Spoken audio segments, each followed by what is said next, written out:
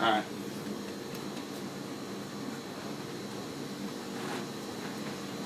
Hi, I'm Ron.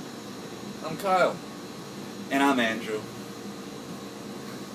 Okay, so, Ron, first off, you're the manager of Village Wine. Yes, It's I like a great place to buy beer, wine, and liquor. Best place in the world. So in Drucker Chapter 6, Drucker states that the starting point for management can no longer be its own product or service, and not even its known market and its known and uses for its products and services. The starting point has to be customer value. As a manager at Village Wine, do you believe that customer value is your starting point, or does Village Wine focus on supplier value rather than customer value? Here at Village Wine, we focus more on our customers. Our customers come first. One of our mottos here is if we don't have it, we will order it for you and we will get it here as quick as possible. We take a lot of special orders from customers. Most of the store is filled on special orders because once we get one customer, it becomes a lot more. Especially if it's hot selling wine or hot selling liquor, it's very easy to just move the product. So we usually try to tailor to the customer more than tailor to the supplier. Cool. In Drucker, it said that the goal of management is to make productive the specific strengths and knowledge of each individual at your organization. Do you feel, as a manager at Village Wine, that you accomplish this goal, or do you try to manage people instead of leading people? I try to lead people more than manage, but sometimes you have to manage people a little bit more than leading them, just to kind of get things done, because you do want to be productive during the day, and you can't always be leading. Sometimes you do have to take that manage kind of role, but with this store, there's a lot of things you need to know, especially with knowledge, so you need to lead to kind of develop the knowledge in your other employees, because you may not be there all the time to answer these questions. You want to make sure your employees are well knowledged to answer the questions from the customers, especially with wine and beer. It can be a little specific with what a customer is looking for. Cool. So this kind of leads into my next question. Both Drucker and McGregor believe that there's only two ways to manage people. There's theory X and theory Y. However, Maslow in Drucker Chapter 6 states that different people have to be managed differently. Which do you believe and which do you follow as a manager? I kind of believe in both, but as a manager here, I kind of follow more each person needs to be managed differently, because each person here kind of has a different role. They've been here different periods of time, so there's certain people you can't treat the same as others, but you don't want to favor people at the same time. But it's definitely here, it's somewhere where you manage the individual and not the group. So you have expectations for certain people rather than others? Yeah, I do tend to have certain expectations for the people who've been here longer. One of my employees has been here pretty much maybe a year or two less than I have, and I kind of expect a little bit more out of him than out of the rest of them, just because he's pretty much the next in line after, when I leave, like he'll be the next person to take over here. Okay. And do you treat full-timers and part-timers the same, or how does it work with that? Well, we're really most of them are all part-timers here. There's Okay. really no full-time except for me and the one other guy, so it's really not necessarily treating them differently. It's just I see certain people less because I have different schedules, so I'm not here all the time, which is why I trust a little bit more in the other guy here. Okay, cool. And my last question. On a daily basis, what do you think are the specific strengths and limitations of Village Wine? And as for the limitations, what applications do you think can be inserted into the organization here to play to those limits? Well, our strengths here are we're very customer friendly. The customers love us here. We have a lot of repeat customers, and that's great. Also, we try to treat our employees very well, so they're happy. Your employees are happy, your customers are going to be happy, and therefore your sales are going to be better. But limitations here, really, our limitation is our size of the building. With recent laws passed in Connecticut, the mom and pop liquor store is slowly kind of moving out.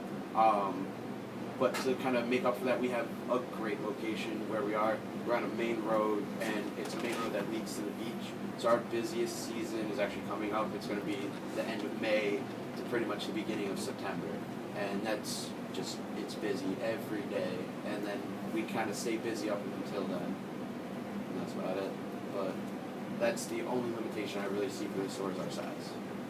Okay, cool. Who's one? All right. So, Ronald, as the manager, what do you believe your roles and responsibilities are? As the manager, my roles and responsibilities here are to make sure the store is full, the store is stocked, make sure we don't have anything that's sitting and not moving, make sure everything kind of gets sold here, make sure the customer is treated correctly when they first walk into the store so that when they leave the store. Make sure everything's accomplished that the owner wants done every day, make sure my employees are happy, and like I said, make sure my customers are happy. From the manager's perspective, how do you believe the business is being run? What flaws do you see in the current owner's method of running his business? Honestly, there aren't many flaws in his method. It's actually a very successful method. This is one of 3 liquor stores he owns, plus he owns a bunch of real estate elsewhere. So as a businessman, he's very successful, and there's very few flaws. I will say one of the flaws here is it's a little.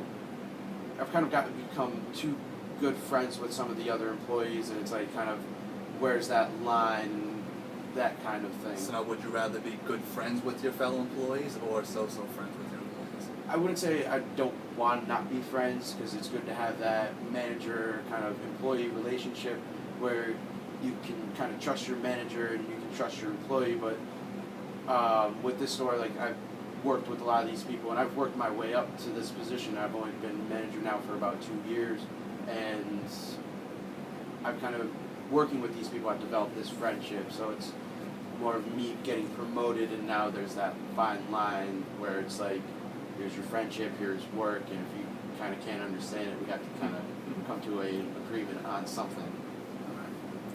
And my last question is, if you were the owner, what would you do differently? Like I said, do you see the owner doing anything wrong while running his business? I don't really see the owner doing anything wrong. I mean, he's been successful for 20 years now, and when he came into this business, he gave himself a 20-year limit.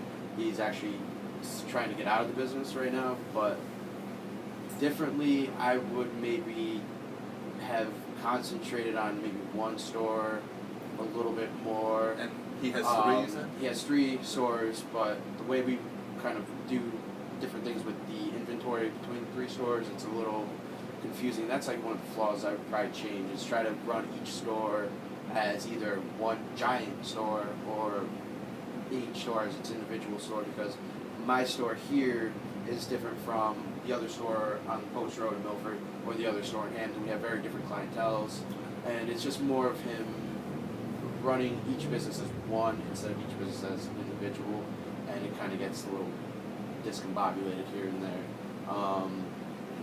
But I actually look up to him very well as a mentor. I think he has very good business perspective, and I like that he's able to do the different businesses and succeed in these different businesses and provide for his family through these different businesses. And it's nice to see something like this and be able to work under somebody like this, because I've learned a lot here, and then the stuff I've learned from school I've been able to apply here, and it's actually made things a lot easier to do. Could you see yourself in 10 years owning your own liquor store? To be honest, not in this state. Just because of the way the laws are going, it's pushing more towards like bigger stores. It's pushing more towards Stop and Shops and Costco's and pretty much wholesale liquor stores. And for me, I would rather work in the wholesale side and the distributors, or my dream would be to open my own distillery and either do a liquor or beer. Wouldn't really do wine. I'm still new to wine. In the 5 years here, that's the last thing that I've started learning.